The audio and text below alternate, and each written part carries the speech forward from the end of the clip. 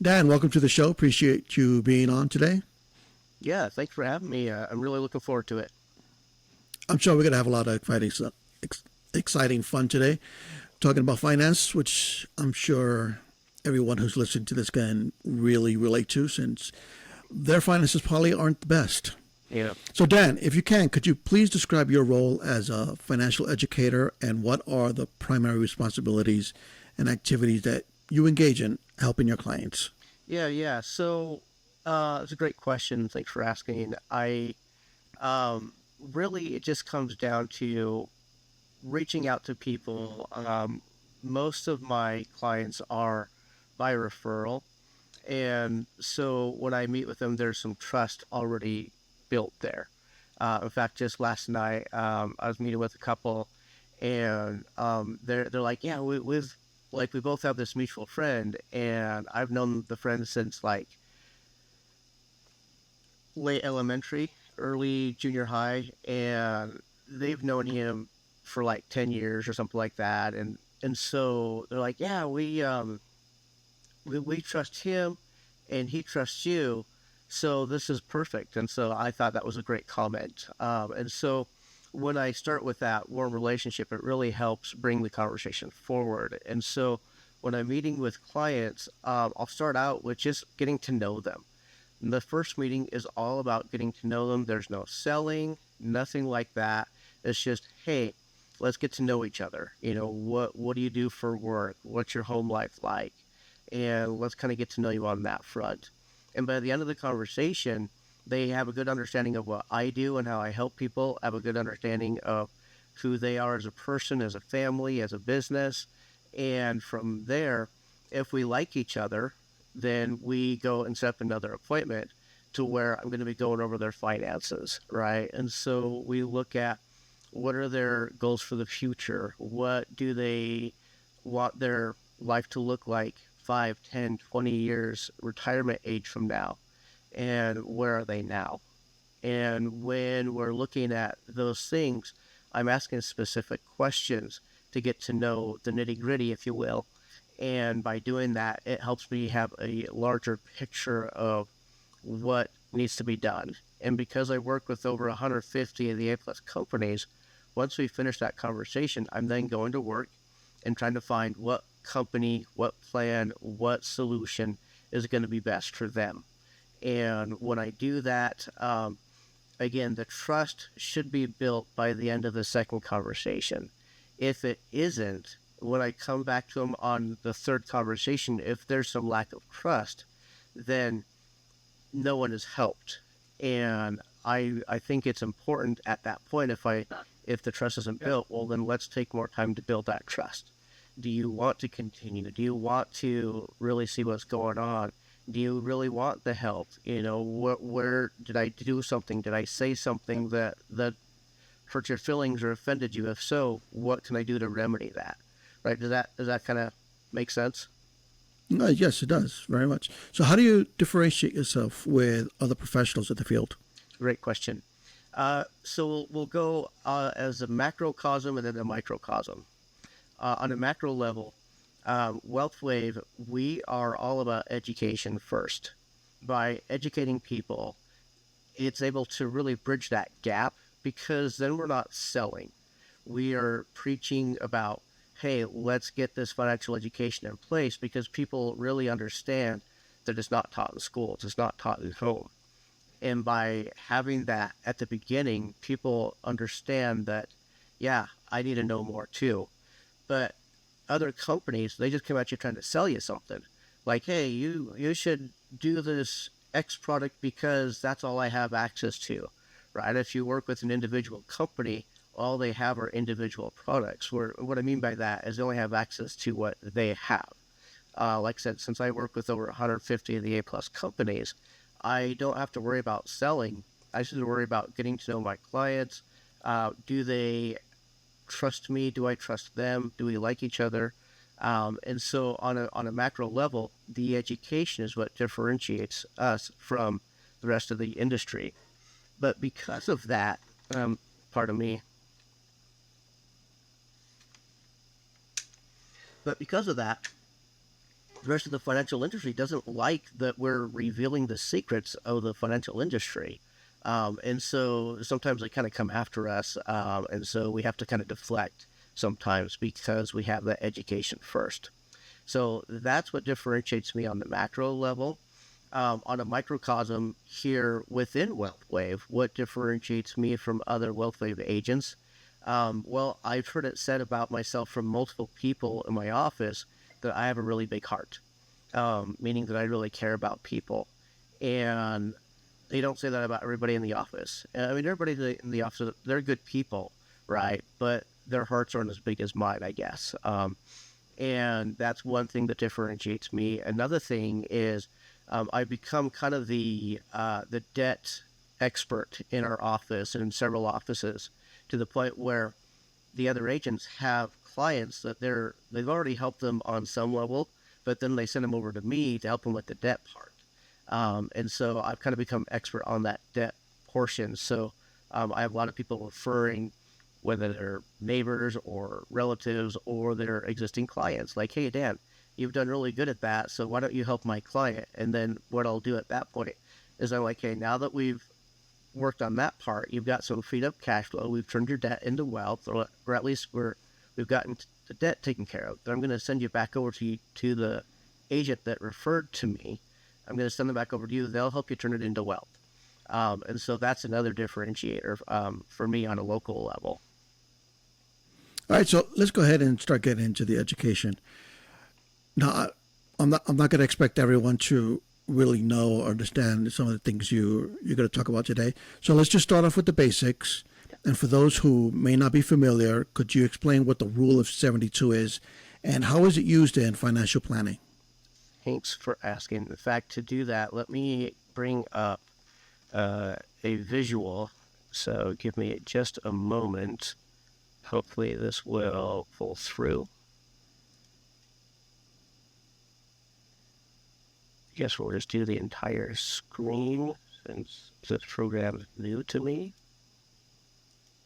All right. So the Rule of 72 basically tells you how often your money is going to double. So if you have your money in a bank account, let's pretend they're giving you a 1% interest rate. Most banks don't. They're going to be giving you something maybe close to like 0.1, 0.5% or whatever, 0.01% in a savings account. And although I have seen some banks that are offering maybe up to 4, 4.5, maybe 5% for savings, but those are like online banks, so worth looking into. But anyway, 72 divided by 1, for example, is 72, meaning it's going to take 72 years for your money to double. Who has time for that, right? So you want your money in a place where you're going to be getting more doubles. If you're getting maybe something closer to a 9%, well, that means your money is doubling every 8 years.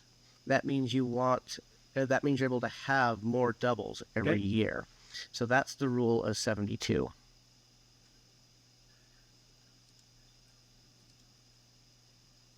So how does the Rule of 72 help investors estimate how long it would take for their investments to double in value? Just by looking at the average rate of return, and that really helps understand, okay, if I'm getting a 4%, then my money's going to double, so many times.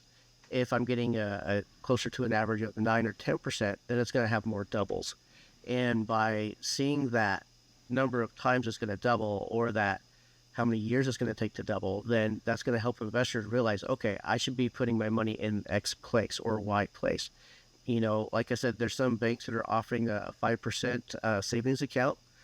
So that's a good place for maybe putting your emergency fund, right? You want your emergency fund to grow, but that's not where I would suggest putting your bulk of your investments, right? That's just a good holding place for your emergency funds. Does that help? Oh, yes. The reason why I asked again is because I just wanted to make sure the audience understands that it is this simple, the Rule of 72. There's nothing very complicated about it. And by using this, it can make some difference, start changing in your financial habits. Absolutely. So how do you find that teaching the Rule of 72 helps individuals better understand the concept of compound interest and the power of long-term investing? I think about this quite often, and really what it comes down to is once they understand, well, let's before I get to that, there is a difference between simple interest and compound interest, and it's a pretty simple explanation. Simple interest means, let's say you have $100, and simple interest is you're going to gain interest off of that $100 every single time. Compound interest means that 100 is now $105. Now you're going to gain interest off of the 105. And then that 105 turns into 150. So now you're getting interest off of that 150. So basically it's compound upon compound. It's interest off of interest. It's your baby. I've heard people say it's like my money making baby monies, right? And so once they understand that, then they're going to really understand, oh, I need to be doing something more with my money. Because the other thing about it too is the rule of 72 and compound interest, not only can it work for you, but it often works against you. How many people have credit cards, right? Most of Americans. And because of that, people are living paycheck to paycheck. They can't even cover a $400 emergency because they're in debt up to their ears and don't know how to pay it off, because the average interest rate is over 20% right now, which is crazy. And so when I'm sitting down with a client, I want to help them understand, first of all, that there's hope. There are ways to tackle that debt. So let's work on that first. And then let's look at using the rule of 72 and compound interest. So just like I was showing you all those interest rates, so let's kind of jump back to that, because those can also work, like I said, against you. So if we're looking, let's say, just because these are the numbers here, obviously the average credit card interest rate is past 20, but let's just say it's only 12%. So let's say your bank is giving you 3%, so your money is going to double at the bank every 24 years. Meanwhile, they've given you a credit card that's got a 12% interest. So your money is going to double for them every 6 years. So it's either working for you or against you. And the other thing too is when you have negative returns in your investments, like a 401k or IRA, Roth IRAs, those things have negative returns some years, right? So we'll get into that a little bit more later, but a 10% average return isn't necessarily 10% when the IRS tells you got an average of 10% return. Like I said, we'll get into that later, but that is just a good example of the rule of 72 working for and against you. All right, thank you for that. And excuse me if I've seemed to have repeated my questions. I just wanted to make sure that we were explaining things appropriately for the audience out there, especially for those who really did not understand finances as well as you may have. So let's move on a little bit. And could you start by defining what time value of money is and explaining why it's such a crucial concept in the realm of personal finance and investing? Yeah, the time value of money, basically, I do this with my kids all the time. Even though I know the meaning of a word, I'm like, I want to make sure I say it picture perfect. So I was just like, get a dictionary out, right? So if we're looking at the time value of money, the exact definition says the time value of money is a financial principle that states the value of $1 today is worth more than the value of $1 in the future. Right? So in layman's terms is that your money is losing over time, right? Money isn't worth as much now as it is later. It's better to invest now than invest later, right? Is that going to make sense? Yes. So how does time money concept help individuals understand the difference in value between money received today versus money received in the future? I got another visual that'll kind of tackle this as well as a couple other concepts that I want to talk about as well. So we'll kind of go over several things that will all work cohesively. So opportunity cost using the rule of 72 and compound interest. Time value of money, opportunity costs, these all work synergistically. So again, here's the example that I gave just a moment ago. So here's an example of someone starting early versus someone waiting longer. So Mr. Start Early saves $3,600 per year for 7 years with an 8% tax deferred account. Mr. Wait Longer starts saving $3,600 a year for when he's 32. So instead of 25, he's 32 doing this. Maybe he was told by someone, hey, you should pay off your debts first and then start saving. So that's what he does. But in order to come out at about the same at age 48, so the first guy, he puts away for 7 years, and then he stops. He's put in a total of $25,200. He now has $128,000 by the time he's 48. But because Mr. Wait Longer, he waited to pay off his debts first. He was 32 to put in that same $3,600 in that same 8% tax deferred account, and he's put in roughly 2.5 times more just to end up in roughly the same amount, $131,000. Not that big of a difference between $128,000. So he's had to put away a whole lot more. So basically, if you have debts to pay off, let's work on doing that now, but let's also work on putting some money away for the future at the same time. You may not be able to do that full $3,600 a year, but you can at least do something, right? So let's work on that. Another example that I have from personal experience, I had a client, so we sat down and he wasn't quite ready, which is fine. Timing is everything. When someone doesn't move forward, that's okay. I still love on them, and I still follow up every so often. So whenever they are ready, they know I'm here, they know I care about them, they know I'm looking out for them, right? And so what happened, though, with this scenario is he's looking at maybe doing $78 a month. So he's starting small, which small is better than nothing. And he was age 29 when he was first looking at doing it, but didn't. And then age 36 is when he was about ready. So we are assuming a 7.7% average rate of return. And we're also looking at age 29, he starts putting some money in. And by the time he's 49, he's got $23,561. So here on the left side.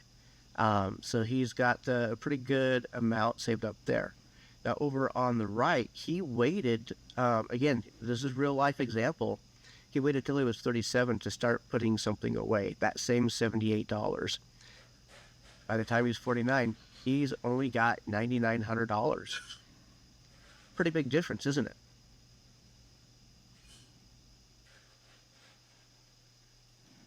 That we can put on a graph as well, just to kind of bring the point home, right? And so the blue represents obviously the age 29, and then the red represents when 9 years later, when he finally started to put that 78 away. Pretty vast difference. So really for him, the best time to start saving was 7 years ago, but the second best time to start saving is now. So by waiting these 7 years, this family lost out on $13,600. This is a product that actually grows income tax free. And so by waiting 7 years, this family lost out on just around $100,000, assuming the husband dies at age 75, right? And so that would give them quite a bit more. I mean, it's not going to, make them millionaires or anything, but that's just $78 a month for the entire life, right? So huge difference there.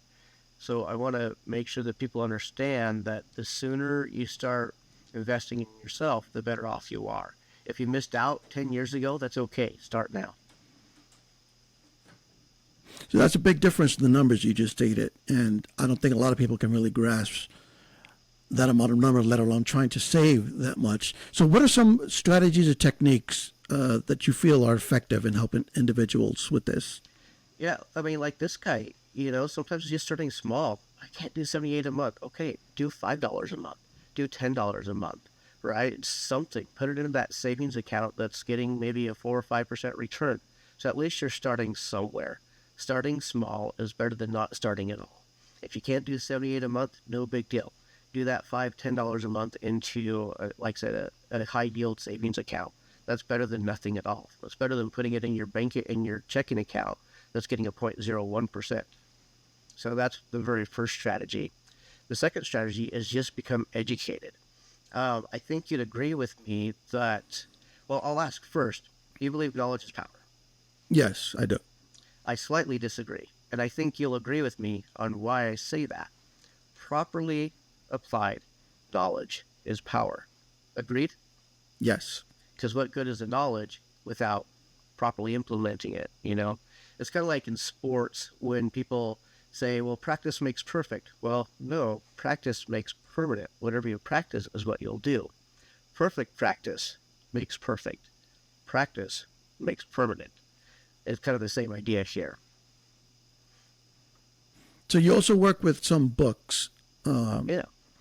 So let's talk about How Money Works, and you also have a version of it for How Money Works for Women, Take Control or Lose It, in your education program. Can you go over that a little bit, please? Yeah. In fact, we just barely came out with a brand new book, Change Your Literacy, Change Your Life. This one is an ebook.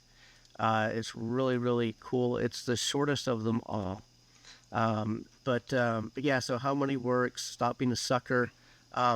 Might be like, well, hey, I don't feel like I'm a sucker. But if you think about it, when you go to the bank, Carlos, what do they have at the bank stands? They have some sort of sucker, right? That's a good question because them passing out candy is so long ago, and I don't even know if anybody of our audience was the last time they stepped into a bank. So yeah, back in the day, they gave out candy. Yeah, they still do. They still do. What's the brand or what's the name on those lollipops? I couldn't even tell you. They're Dum Dums, right? So, and I anyway, remember those. yeah. I mean, they still sell Dum Dums, but banks are still putting out those Dum Dums because that's the inside joke at the top of the banks. Like, the bankers don't understand the joke, but the executives do because they're trying to get you into debt with those credit cards, right? And so, like, hey, here's a Dum Dum, right? And so, having these books, How Money Works, Stop Being a Sucker, How Money Works for Women, Take Control or Lose It, these are kind of, like I said, the first step. We want to educate ourselves. We want to make sure that we really understand what's going on behind the scenes. So I call this one the green one, the How Many Works for Stop Being a Sucker. It's the green book. With this green book, it goes into a lot of basics, like the Rule of 72, compound interest, some of the stuff that we've already talked about now. So it goes into that. You can get it on Amazon, but for any of your listeners that want a free copy, they can reach out to me. I can get them a free copy.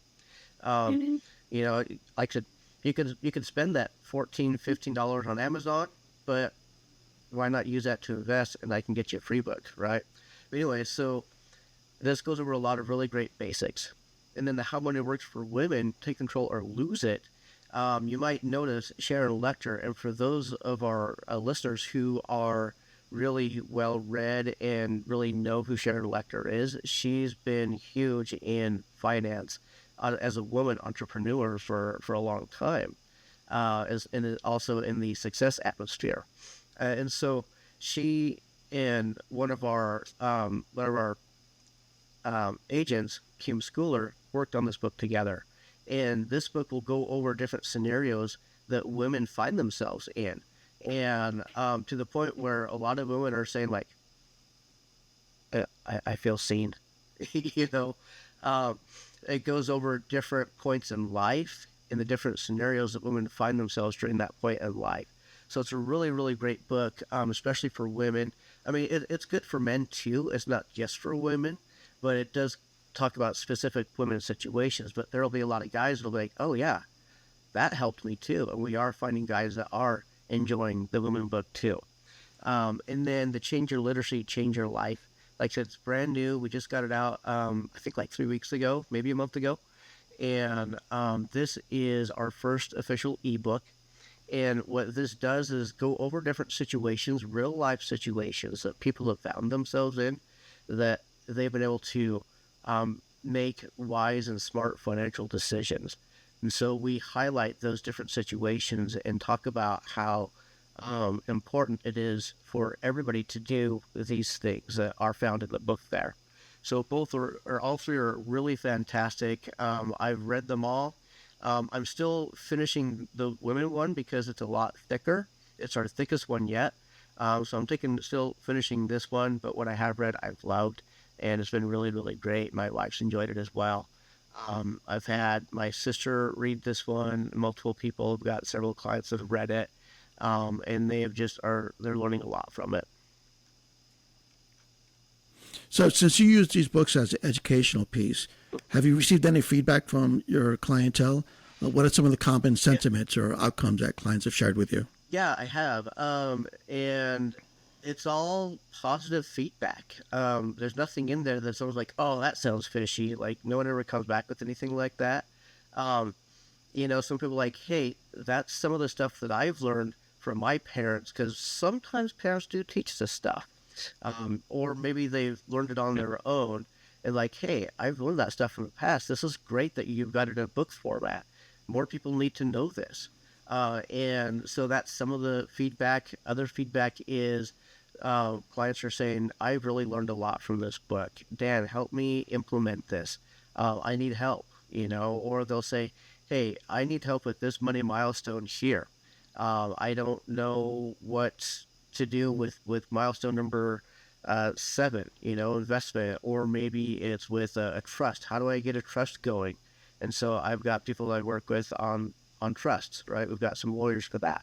And those are some of the feedback things that people have been saying to us and to me, just about these books. They're really learning a lot. They are loving the 7 money milestones.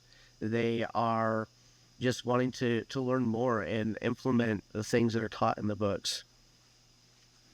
So, how do you go about tailoring the teachings from these books to meet your specific needs and goals of your clients, considering their unique financial situations and backgrounds? That's a great question. It really, although everybody has unique situations, there are products and services that are geared towards a broad expanse of situations.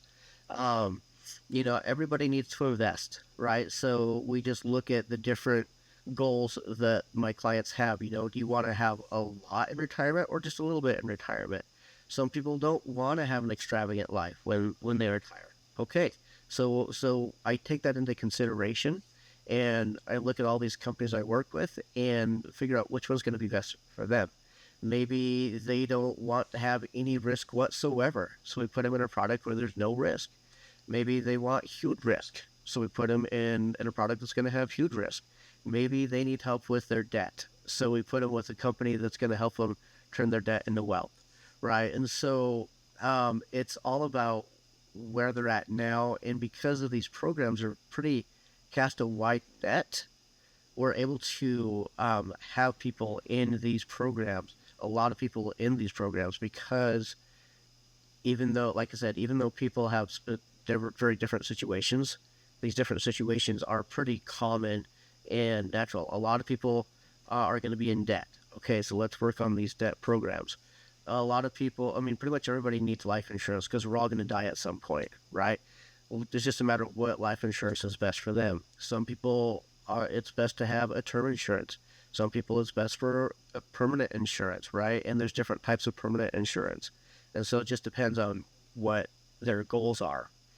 But again, these different types of life insurances, a lot of people can fit within those as well. Does that make sense? Yes. So, how do you see these books contributing to the overall empowerment of your clients? Great question. It just comes down to you don't know what you don't know. And when people don't know, they freeze. They're like, I don't know what to do next. I am afraid because I don't know what's out there. And so I'm going to not act. And of course, as we know from experience, to not act is to act. And by starting with that education first, people then begin to realize, oh, I'm not alone. Oh, these other people experience what I'm experiencing. So it's not just me. Like, especially as a man, I don't know about you, Carlos, but I remember when I got married, at least I felt, no one said this specifically, but I felt like I was expected to know how to take care of my finances. I always was good at saving. My mom ended up calling me Daniel Money since I was 11 years old. So I was always good at saving money, but I didn't know about investments. I didn't know about life insurance or how to do it or anything like that. I was very much in the dark, but I still felt like I needed to know these things and somehow figure it out. Have you ever felt that way when, like, especially when you were first married? I always feel that way when it comes down to money. Yeah, because as historically speaking, that's kind of what is expected of us as men. It's kind of this unspoken rule, right? But we don't really have this proper education historically. So we just have to kind of fumble through it, try to figure it out on our own. But here's the deal. That's the past. It doesn't have to be our future. That's why we have these books to help, first of all, let people know you're not alone. There are others out there that are in similar situations like you. You don't have to figure it out on your own. You've got someone on your side. We're here to help teach you things like the Rule of 72, the $1 Million Baby concept, the 7 money milestones, right? And that really makes a big difference. So those milestones, I mentioned them a couple times, so we'll go over them real quick. That first one I keep talking about is that financial education. The second money milestone is proper protection, meaning life insurance, emergency funds. We want to make sure that we have enough emergency funds because it's not a matter of if, it's when, right? That's correct. Yeah. Debt management, cash flow, building wealth, and protecting wealth. Protecting wealth would be a will, more specifically a trust. Trusts are, I'll just say the easy way to talk about a trust is it's a stronger version of a will, right? And so we can get into more of that with anybody that wants to know, but that's basically what protecting wealth is. Like I said, people don't need to go about it alone like they used to. These things are readily available and easy to understand one step at a time. And that has really made a big difference. A lot of times I will go into companies and do a free class. In fact, just a few months ago, I was one of the agents in my office. He and we sat with this. It's this program here in Utah where it's helping people get out of poverty, getting them into the workforce, and kind of helping them get a good standing on their feet. And so usually that company will put them in front of a lot of different government programs. But their classmates said, hey, we want someone from the private sector to come and teach us how to get out of our past situation. And so this other agent and we got to stand in front of them and do an hour-long class free of charge. And that really helped a lot of them there. And so, again, starting out with that financial education, that has really helped a lot of them in realizing, okay, I'm not alone. I don't have to be alone. I can be empowered to make smarter choices by learning from these books. And that's really what it's all about. So how do you define success when you're working with a client? At the end of the day, if a client isn't a client, no one's been helped. What I mean by that is if they don't move forward with some sort of plan, some sort of product or service, all it's just been is conversation. There's no real value added. Education is good, but like what we talked about, unless you implement it, it's not going to change your life. So success would be when a client actually follows through with their commitments and becomes a client. They get a product, they service, something like that. Sometimes all it is they don't know how to do a budget and they need a budget. I don't get paid for that, but that's okay. If that's all they need, I'm willing to do that. That's actually moving forward. That's success. So sometimes it's not always about me getting a paycheck, them getting a product. Sometimes it's just something small like that. Hey, let's get a budget in place for you. Stick to that budget. And then I'll circle back around in 6 months. If you've been able to keep to that budget, now let's look at putting that to work for you. Does that make sense? Yes. So if our audience goes to your website, can you just briefly do a small review at what is it that they'll learn on your website? Great question. They'll learn like the money milestones that I just showed. They can click over here to videos. There's just a little quick 38-second video of what's inside the book. Um, they'll see different kind of promotions for the different books. They'll have some of the cartoon characters from the book. We have some videos there. Um, they'll see that we've been in the news many times. So the book media tour is here as well. They can actually learn how much they do or don't know, right? So there are several questions here that they can actually take, just 5 simple questions, and it'll give them a score at the end of the 5 questions, and they'll understand, hey, I guess I don't know as much about money as I thought I did, right? So this is really good. So people can learn what they do or don't know about money, what they understand, what they don't understand. So that's really useful. They can click over to my blog, and there's lots of different topics. Equal Pay Day 2024. So this was just put out just a few days ago, about a little over a week ago. Navigating credit and visibility, right? So how do I figure out my credit cards, right? Teaching children how money works, right? A little guide here for parents. So they can learn a lot of different things on different topics just by going to my blog, that will help them implement different strategies on a small scale. So they can learn what we're all about. Our mission is to eradicate financial illiteracy worldwide. And to this, we've actually started going into high schools and some colleges over the recent years, to really sit down in front of classes along with the parents, at least the parents that can make it, and be like, hey, here's some classes on the How Money Works book. And they'll be able to learn at an early age, right? Because since it wasn't taught in school, well, let's start teaching in the schools. And the way that we've done that is we've been reaching out to like the high schools that we've gone to, right? So my local high school that I went to when I was doing that, I would have reached out to the people in charge there, say, hey, I used to go to the school, would love to sit down and teach a class on how money works, right? I mean, there's a little bit more to the conversation than that, but that's the basics. And so some schools let us in, some schools don't, and we're able to help those that are willing to listen, you know. And not everybody wants to hear it, and that's okay. Everybody's ready at a different point. But that's really our mission, is to eradicate financial illiteracy worldwide. So those are some of the things that they'll learn on the website. Here's some stats here. 44% of Americans don't have enough cash to cover a $400 emergency. 43% of student loan borrowers are not making payments. 38% of households in America have credit card debt. 33% of American adults have zero retirement savings. And so people are going to be part of these statistics, and they're like, yeah, that's me. Okay, maybe I should do something about it, right? And so it's all about leveraging that power of education.